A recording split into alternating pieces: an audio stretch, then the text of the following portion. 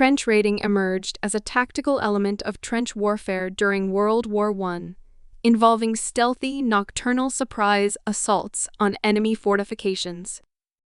Groups of soldiers, often with their faces camouflaged in burnt cork, would navigate the hazardous stretch of no man's land, evading barbed wire and debris to penetrate opposing trench lines. The expanse separating adversaries could span several hundred meters, rendering any daylight assault futile due to the vigilant watch of enemy sharpshooters and machine gunners who dominated the open battlefield. Raiders would employ stealth to approach and silently eliminate sentries, using the dim light of cigarettes or the sound of voices as guides. Upon securing a section, they aimed to swiftly achieve their objectives, often within minutes, knowing that prolonged presence increased the risk of encountering enemy reinforcements.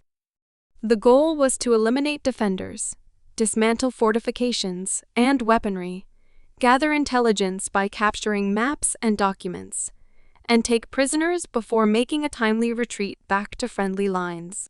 To mitigate the risk of mistaken identity and subsequent friendly fire, it was customary to inform frontline guards of the raiding party's departure and return, employing passwords to safely identify the raiders in the darkness of their return. Although World War I was the first mechanized conflict, trench raiding resembled medieval warfare, with close-quarters combat and crude weapons.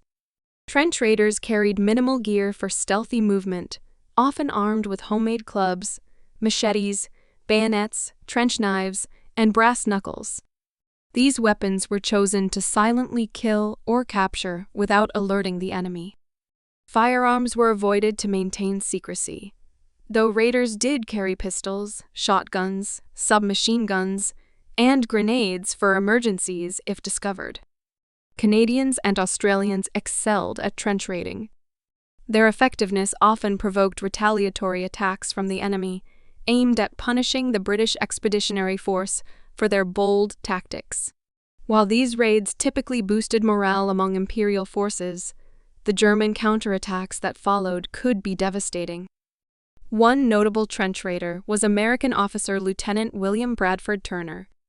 On the night of September 27, 1918, he led a raid on a German trench, which escalated into a major assault.